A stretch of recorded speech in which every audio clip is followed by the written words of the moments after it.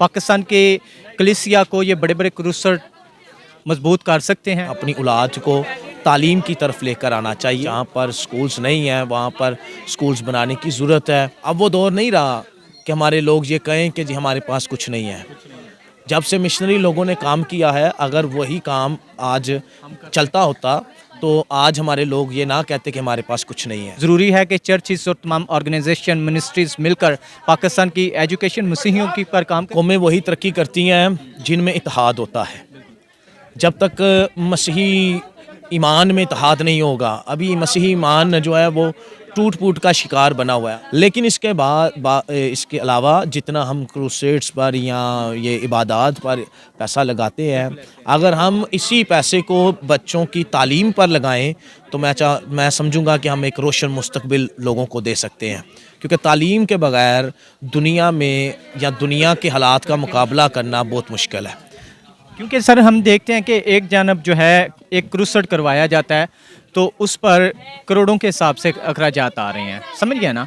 लेकिन दूसरी जानब हम देख रहे हैं जिस कॉलोनी में क्रूसेड करवाया जाता है उसी कॉलोनी के बहुत सारे ऐसे घर होते हैं जिनके घर खाने के लिए कुछ भी नहीं होता, जिनके बच्चे स्कूल नहीं जा पा रहे होते। तो क्या इस चीज़ की वजाहत करें कि ज़रूरी है कि हम लोग जो हैं थोड़ी सी तरजीहात दें अपनी एजुकेशन पर। ज़रूरी है कि चर्चिस और तमाम ऑर्गेनाइजेशन मिनिस्ट्रीज़ मिलकर पाकिस्तान की एजुकेशन मसीहियों की पर काम चीज़ों की ज़रूरत है पाकिस्तान की कलीसिया को। देखिए, कौमें वही तरक्की करती हैं जिनमें इत्तेहाद होता है। जब तक मसीही ईमान में इत्तेहाद नहीं होगा, अभी मसीही ईमान जो है वो टूट फूट का शिकार बना हुआ है। आप लें, एक घर में 3-3 4-4 किस्म के ईमान के लोग बसते हैं। बाप, माँ, बेटा, बेटी। अगर उस घर में बहू आ जाती है वो और ईमान की होती है तो वो पूरे घर में अफरा तफरी का दौर पर चल रहा होता है। माँ बाप समझ नहीं पाते कि अब बच्चों को किस तरफ लेकर जाएं। बच्चे समझ नहीं पाते कि अब माँ बाप के साथ चलें या ना चलें, जिसकी वजह से ख़ानदान भी टूट रहे हैं और माँ बाप की इज़्ज़त एहतराम कम नज़र आ रहा है। आपका इस सवाल का जवाब देता चलता हूँ। आपने कहा कि जिस कॉलोनी में जिस जगह पे क्रूसेट होता है उसके बाद फिर वह उस कॉलोनी के हालात का जायज़ा जो आपने लिया, मैं यही कहूँगा कि हमें लोगों की निगहदाश्त करने की ज़रूरत है। अब वो दौर नहीं रहा कि हमारे लोग ये कहें कि जी हमारे पास कुछ नहीं है। जब से मिशनरी लोगों ने काम किया है, अगर वही काम आज चलता होता तो आज हमारे लोग ये ना कहते कि हमारे पास कुछ नहीं है। दिल दुखता है जब लोगों के घरों में जाते हैं, लोग चर्चिस में, मिनिस्ट्रीज़ में इतना कुछ दे आते हैं, बाद में लोग परेशान होते हैं। खुदा का खौफ करना ज़रूरी है, लेकिन इसके साथ साथ अपने बच्चों को संभालना, अपनी औलाद को संभालना वो भी ज़रूरी है। मैं यही कहूँगा कि हमें अपने नौजवानों को, हमारे अपनी औलाद को तालीम की तरफ लेकर आना चाहिए। जहाँ पर स्कूल्स नहीं हैं वहाँ पर स्कूल्स बनाने की ज़रूरत है ताकि हम उन बच्चों को अवेयरनेस दे सकें, हालात का मुकाबला करने का बता सकें। क्योंकि आज भी अभी भी आपने एक सुना होगा, हुकूमत ने जो 5% कोटा पास किया, आज भी हमारे बच्चे इस काबिल नहीं हैं कि उस कोटे में भी जा सकें। वो वजह क्या है कि हम अपने बच्चों को सारी रात दुआ तो करवा लेते हैं, लेकिन हम अपने बच्चों को तालीम की तरफ नहीं लेकर जा सकते। समझते हैं कि पाकिस्तान के जो मसीही नौजवान या फिर कलीसिया है उसको जो हमारे मजहबी नशई हैं उन्होंने तबाह बर्बाद किया, जो कि मिनिस्ट्रीज़ को अपने बस मकसद के लिए इस्तेमाल कर रहे हैं। अगर तो मिनिस्ट्रीज़ अपने मकसद के लिए इस्तेमाल की जा रही हैं, मैं तो ये कहूँगा कि वो उसके लिए उन्हें सोचना चाहिए कि हमने ये खिदमत किस काम के लिए चुनी है और इसे ईमानी तौर पर इस्तेमाल करने की ज़रूरत है।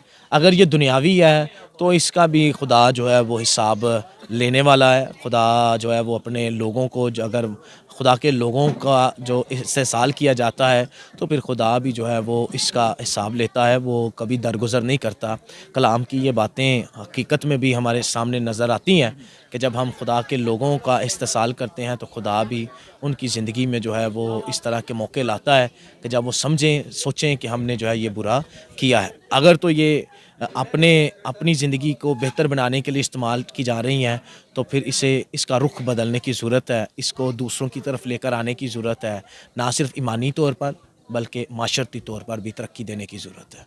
फादर जी, लास्ट क्वेश्चन है کہ پاکستان کا ہمارا جو چرچ ہے، جب ہم چرچ کی بات کرتے ہیں، چرچ کے ساتھ ہم دیکی کی بات کرتے ہیں، تو کلام خدا میں لکھا ہے کہ چرچ میں ذخیرہ خانہ ہونا چاہیے، بیوہ، یتیم، پردیسی اور ان تمام تر لوگوں کی کفالت کے لیے بخوبی بڑی خوبصورت آیتیں لکھی ہوئی ہیں۔ سمجھتے ہیں کہ پاکستانی چرچ جو ہے وہ پردیسیوں کے لیے پردیس کا چرچ میں موجود ہے، بیوہ کے ساتھ پورا تعاون ہے، یتیم کے ساتھ پورا تعاون ہے۔ تو پھر اگر شخص کوئی دیکی دے رہا ہے تو وہ کس کو دے، کس جگہ پر دے؟ رسولوں کے اعمال میں جب رسولوں نے شماس کو مقرر کیا تو وہاں پر بڑی خوبصورتی سے انہوں نے لکھا ہے کہ مناسب نہیں کہ ہم خدا کے کلمے کی بھی خدمت کریں اور دسترخوانوں کی بھی خدمت کریں۔ سو دسترخوانوں کی خدمت کے لیے انہوں نے، بیواؤں کی خدمت کے لیے انہوں نے شماس چنے، تاکہ ہمیں جو خدا نے خدمت دی ہے ہم اس پر قائم رہیں، اور جو خدا دوسروں سے خدمت لینا چاہتا ہے وہ اس پر قائم رہیں۔ چرچ ہمیشہ بیوہ، یتیم بچوں کا سوچتا رہا ہے، پردیسی آپ نے کہا سوچتا رہا ہے۔ دیکی کی بات کی جا رہی ہے، یہ خدا کی طرف سے دیا گیا حکم ہے جسے بہت سارے لوگ کرتے بھی ہیں، بہت سارے لوگ اسے نہیں مانتے، لیکن وہ دوسروں کی خدمت کے لیے ہے۔ یہ پچھلے اتوار بھی میں نے لوگوں کو یہ بتایا تھا کہ عارضی چیزوں سے ابدی چیزیں خدا نے حاصل کرنے کا ہمیں ذریعہ دیا ہے۔ یہ نعمتیں اس دنیا میں حاصل دی گئی ہیں تاکہ ہم ان سے خدا سے ابدی آرام پانے والے بنیں۔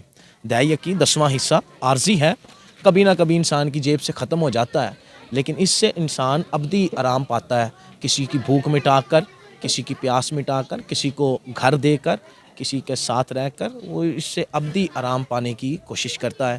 تو دیکی کا ہونا ضروری ہے، 10واں حصہ ہونا ضروری ہے، لیکن لینے والے اس کو سمجھیں، دیکھیں کہ یہ ان لوگوں تک پہنچ رہا ہے یا نہیں، جس طرح رسولوں نے یہ مناسب جانا کہ ہم صرف کلام کی خدمت کریں، اور یہ حصہ دسترخوان کی خدمت کرنے والوں کے لیے شماس کو مقرر کیا تاکہ وہ بیواؤں کی خدمت کرنے والے بنیں۔ آپ سمجھتے ہیں کہ جو ادارے بیوہ کے ساتھ اپنا تعاون کر رہے ہیں، یتیموں کی پرورش کر رہے ہیں، اگر چرچ کے ساتھ وہ ریلیٹڈ نہیں ہیں، چرچ کے ساتھ جڑے ہوئے نہیں ہیں، تو ہم اپنا روپیہ پیسہ، اپنی دیکی، اپنے ہدیہ جات وہاں دے سکتے ہیں؟ نہیں، میں نہیں یہ سمجھتا کہ وہاں پر جانے چاہیے جب تک کہ ہمیں یہ پتہ نہیں ہے کہ واقعی اس سے جو کر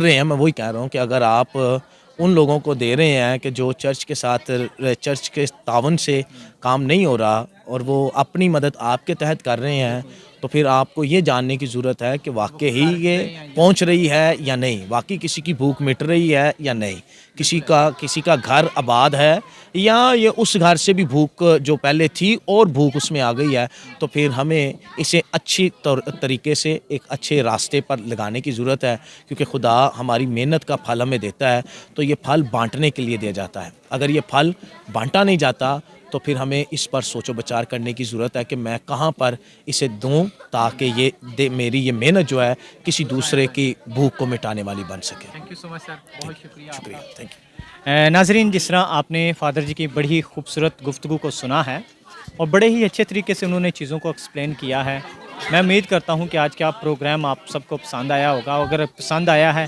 تو ضرور آپ ان چیزوں کو، اس پروگرام کو دوسروں کے ساتھ شیئر کریں۔ اس کے ساتھ اپنے میزبان خرم مسیح کو اجازت دیجیے۔ خداوند آپ سب کے ساتھ ہو۔